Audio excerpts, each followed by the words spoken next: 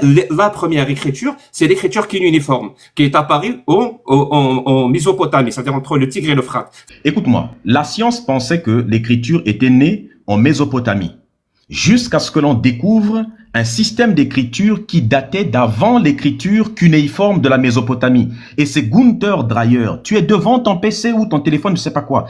Tape Gunther Dreyer. Si tu veux me foutre la honte devant 1400 personnes, écris Gunther Dreyer, les hiéroglyphes, si c'est faux ou pas. Non mais arrête de hocher la tête pour rien du tout. Je te dis ceci, écoute ce que je dis, et je l'affirme. Et je te mets au défi de prouver que c'est faux. Écoute-moi, bah tu ne vas pas taper, ça veut dire que, qu'est-ce que tu appelles par la science alors? Je te dis que le professeur Gunther Dreyer, et c'est admis scientifiquement que désormais, on pensait avant que c'était l'écriture cunéiforme avec les premiers pictogrammes qui étaient la naissance de l'écriture, mais en fait c'est faux, jusqu'à ce que l'on découvre des systèmes d'écriture également au niveau du Soudan. Le Soudan qui constitue là où est née la civilisation égyptienne. Et ce sont des hiéroglyphes. C'est ce que l'on pensait avant lui. Mais il faut aller voir maintenant après. Maintenant, vérifie si c'est faux ou pas. Donc, ne dépeins pas sur nous ton ignorance, le fait que tu ne savais pas, tu considérais que l'écriture était née en Mésopotamie, ce n'est pas de ta faute. C'est ce que moi aussi je pensais avant que je découvre les études de Gunther Dreyer. Maintenant, il faut que tu saches, et je t'ai parlé tout à l'heure d'injustice épistémique, et tu n'as pas voulu entendre. L'injustice épistémique, c'est aussi le fait d'occulter certaines formes de découvertes scientifiques au profit des autres formes de découvertes. Parce que le fait de dire que l'écriture est née en Afrique, eh bien, ça remet l'Afrique sur la selle comme étant l'endroit où l'écriture est née. Bon, du côté de ceux qui disent que l'écriture est née dans le croissant fertile et ailleurs, d'ailleurs c'est la raison, je t'invite à aller lire par exemple un écrivain palestinien qui a écrit sur l'orientalisme, j'ai oublié son nom, dites-moi son nom, l'orientalisme. C'est l'une des raisons pour laquelle l'Égypte est considérée comme étant l'Orient, parce que comme l'Égypte est l'endroit où la civilisation est apparue et elle est née, il a fallu la coller dans l'Orient alors que l'Égypte fait partie de l'Afrique. Le concept de Moyen-Orient, le concept d'Orient est une même invention aussi qui justifie cette affaire de croissant fertile selon lequel c'est né et on a foutu l'Égypte à l'intérieur parce que c'est l'origine des cultures. Donc, ne prends pas le fait que tu ne connais pas que l'écriture est apparue réellement en Égypte. Tu essaies de coller ça sur nous, ton ignorance à toi. Tu essaies de la faire passer comme étant notre obscurantisme sur le plan scientifique, ce qui est strictement faux. Maintenant, si tu veux prouver que ce que je dis est faux, va taper sur Google, montre devant tout le monde que Gunther Dreyer, si c'est faux, eh bien, je vais te dire, ok, je m'excuse que c'est faux. Démontre-moi que j'ai tort sur Gunther Dreyer. C'est simple.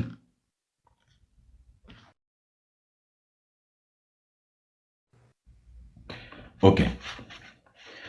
Donc, premièrement, tu as été incapable de prouver que j'avais tort sur Gunther Dreyer. Tu utilises ton ignorance sur le fait que tu continues toujours à penser que l'écriture est apparue en Mésopotamie, alors que je viens de te corriger sur ce sujet-là.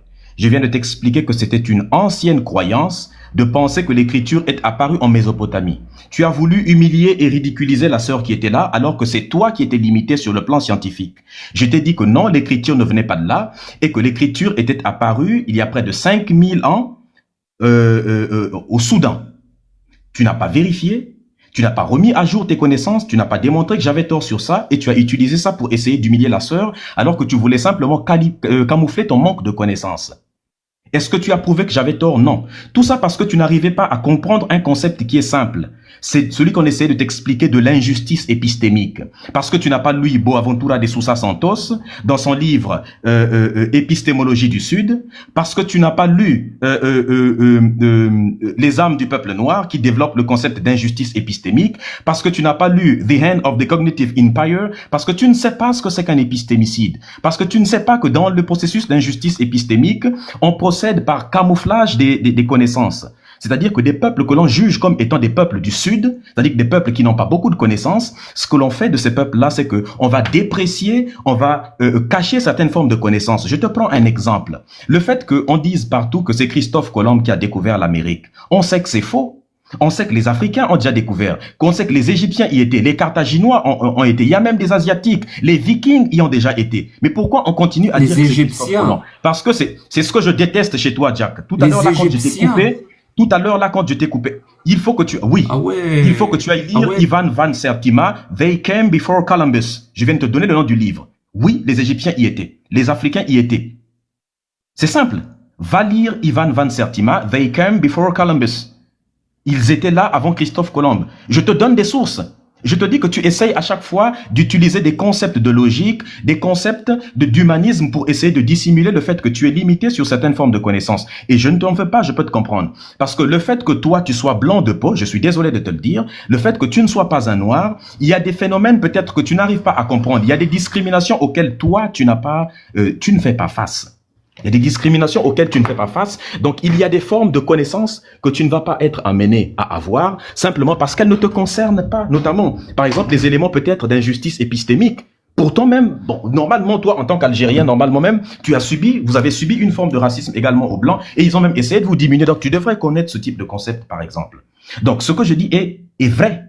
Il est expliqué. Donc, le fait d'occulter une forme de connaissance, le fait de mettre en avant que c'est le croissant fertile, c'est là où la civilisation est apparue, alors qu'elle est apparue en Afrique, et le fait de récupérer la civilisation, la partie de l'Afrique qui a eu l'une des plus grandes civilisations, de ne pas dire que l'Égypte antique est fondée par des Noirs, ça par exemple, et de le cacher, alors que je viens de te le dire, des études génétiques faites sur DNA Tribes, tu peux aller voir des laboratoires DNA Tribes, démontrent, et même l'étude qui a été réalisée par le laboratoire Max Planck a démontré, il faut aller lire vers la fin de l'étude, a démontré que les momies sur lesquelles ils ont réalisé, n'est-ce pas, parce que tu l'as évoqué tout à l'heure, les momies sur lesquelles on a réalisé les études étaient des momies qu'on avait trouvées dans une zone où le métissage était très élevé et qu'ils ont eux-mêmes admis que, en ce qui concerne les momies de ceux qui ont fondé l'Égypte antique, des premiers habitants, ils étaient noirs.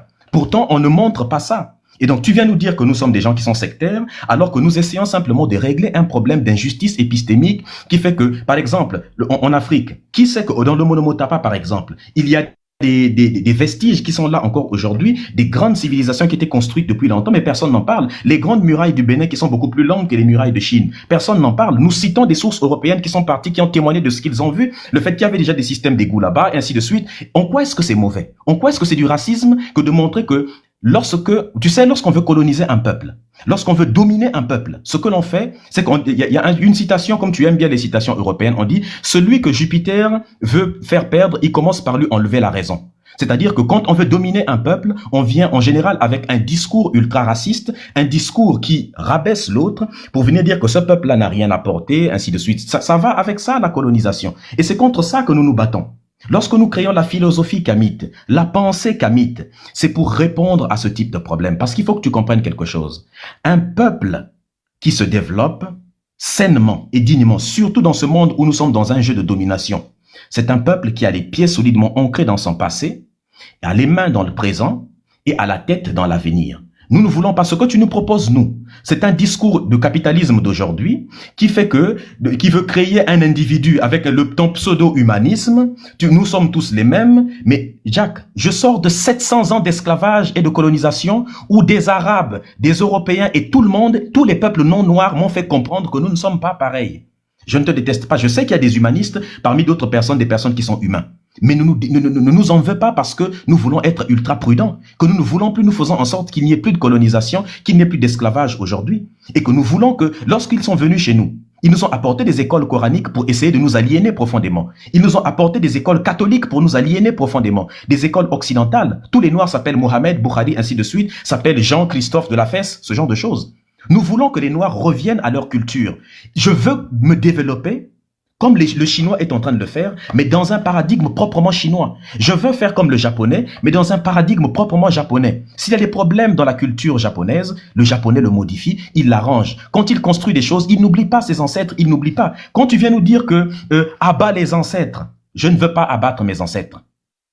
Je ne veux pas prier, vénérer des ancêtres juifs. Je m'en fous du fait qu'un juif ait torturé un autre juif sur la croix, par exemple. Je m'en fous d'un Mohamed. C'est pour ça que je me bats contre ces éléments-là. Et en plus, ça nous apporte. Tu nous dis que tu es contre des idéologies qui sont patriarcales, des idéologies. Quelle idéologie? Des sectes qui sont patriarcales.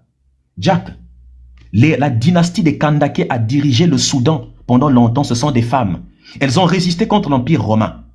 La reine Hatshepsut, c'est une reine africaine. La reine Yenenga, c'est une reine africaine. La reine Nzinga, c'est une reine africaine. La reine Ablapoku, c'est une reine africaine. La reine Amina, c'est une reine africaine. Ya Asentewa, c'est une africaine. Et je peux continuer. Yalambodj, ce sont des grandes reines africaines. Mon peuple n'a jamais été un peuple de misogyne.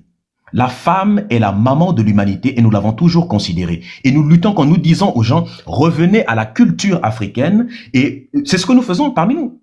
Revenez à la culture africaine. Et cette culture n'a jamais été misogyne. Nous sommes en train d'améliorer des éléments. Il y a plein d'éléments, par exemple, qui sont rentrés dans la qui sont introduits. Par exemple, lorsque tu lis le livre de Amuna Ngoninba, qui démontre que des éléments tels que l'excision, à l'origine, ne sont pas d'éléments africains et que les Africains doivent abandonner cela et arrêter de penser que c'est dans leur culture, par exemple. Ce sont des éléments qui viennent de l'extérieur. Et nous nous battons pour faire cesser ce genre de choses. Et quand je te dis que le fait, et nous prenons un discours qui est scientifique, nous disons à nos jeunes Africains, allez apprendre, allez étudier la science. Ayez un discours qui est plutôt scientifique. Et basez-vous, lorsque nous avons des gens tels que Cheikh Anta Diop, qui écrit sur l'unité culturelle d'Afrique noire et qui a donné, il a apporté des éléments scientifiques. Donc il faut arrêter de porter sur des gens des éléments. Nous ne sommes pas une secte. En quoi est-ce que c'est une secte que de défendre? Lorsque tu dis qu'est-ce que être noir et autres, je vais te le dire très simplement. Oui, être noir, c'est évidemment c'est lié à la mélanine, la couleur de peau, certes. Mais être noir, c'est également, oui, parce que tu as mis beaucoup de temps. Être noir, c'est également une identité culturelle. Et ça, il faut lire le livre de Cheikh Anta Diop, Unité culturelle de l'Afrique noire, que tu n'as pas lu, bien évidemment. C'est-à-dire que c'est toujours problématique avec des gens comme toi. Quand tu dis l'énergie, je te l'ai dit dès le début de notre conversation, l'énergie n'intervient pas dans la création. À quel moment je t'ai dit que l'énergie intervenait? Je t'ai dit que la conception de Dieu, selon moi, Dieu chez moi, il s'appelle Nzambi. Nzambi, ça vient de Inza, qui veut dire le cosmos, l'univers, la nature, et le Mbi qui veut dire l'énergie. Je préfère garder cette conception-là. Elle vient de mes ancêtres, elle ne fait du mal à personne. C'est une forme de déisme, de considérer qu'il y a un principe qui régit l'univers, mais que ce principe-là n'a commandé aucun prophète de venir, et que ce principe est en nous. Il est dans la nature. Cette énergie est en moi, je suis en lui.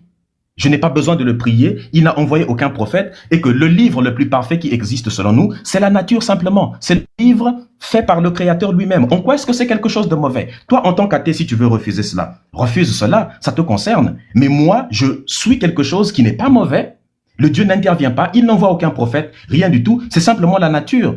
C'est une forme de déisme, un peu comme à la Spinoza, si on peut essayer de rapprocher cela. Et donc, quand tu nous traites de racistes et autres, oui, vous êtes raciste parce que vous êtes noir, je suis désolé. Nous avons subi 1400 ans de colonisation et d'esclavage. Eh bien, nous sommes dans notre propre pensée. Nous ne vous détestons pas. L'amour des siens ne constitue pas la haine des autres. C'est aussi simple que ça. En fait, tu navigues à travers des concepts, tu essayes de faire passer toutes les personnes qui ne rentrent pas dans ton pseudo-humanisme de droit de l'hommisme parce que tu crois que l'Afrique a attendu Jack le Fou pour nous apporter les droits de l'homme. Parce qu'on a attendu que des leucodermes viennent nous expliquer c'est quoi, ce que c'est que l'humanisme, les principes fondamentaux. La sœur t'a expliqué des choses, apparemment tu ne l'as pas entendu. Elle t'a parlé de la charte de Mandé, qui est considérée comme l'une des premières déclarations universelles des droits de l'homme. Tiens pour toi le droit de l'hommiste. Les principes fondamentaux de la Mahat, de nos peuples. Il y a des études scientifiques qui démontrent, qui l'ont montré, des études ethnologiques, pardon, qui ont démontré, ils ont interrogé toutes les cultures africaines, ils ont retrouvé les mêmes principes de paix, de justice et d'humanisme partout. Ma culture a toujours connu cette affaire de droits de l'homme et nous avons toujours accueilli les gens en Afrique. D'ailleurs, ça a constitué l'une des raisons pour laquelle on nous a colonisés, parce que nous étions des peuples qui étaient très accueillants avant. Et les gens ont pris cela, des cultures telles que la Teranga et autres que vous retrouvez au Sénégal, les cultures d'accueil. Ça a toujours existé un peu partout en Afrique. Alors on n'a pas attendu que les gens viennent nous apporter le soi-disant droit de l'hommisme. Nous connaissons les droits de l'homme dans nos cultures. Et si nous voulons mettre en place un principe des droits de l'homme, ce sera à cause de notre culture. On ne va pas récupérer les droits de l'homme faits par les autres. Nous le connaissons déjà avant nous. C'est aussi simple.